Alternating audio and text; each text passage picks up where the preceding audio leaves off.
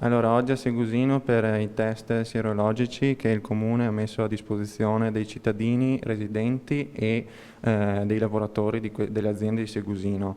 Un'opinione del Sindaco su questa giornata che parte alle 7:30 fino alle 3:30? Sì, buongiorno. Allora, abbiamo voluto mettere a disposizione dare questa opportunità, ecco, ai cittadini su base volontaria di effettuare questo test che già è, diciamo, disponibile presso diversi laboratori infermieristici e medici, però appunto dà la possibilità di farlo senza creare grossi spostamenti di masse di persone.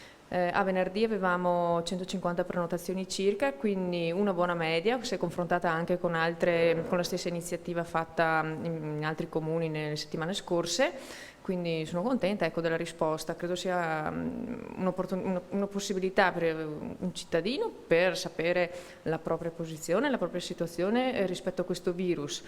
Una possibilità per dare una mano alla ricerca, all'indagine epidemiologica, quindi per avere un po' una panoramica della situazione della cittadinanza veneta, e anche e soprattutto una possibilità di dare una tranquillità in più alle aziende e ai lavoratori che adesso hanno ripreso a lavorare a tutti gli effetti quasi a pieno ritmo, quindi diciamo sicuramente una sicurezza in più nel cercare, ecco, possibili magari asintomatici o comunque sì, positivi al virus. Ricordo che dopo questo primo test per eventuali positivi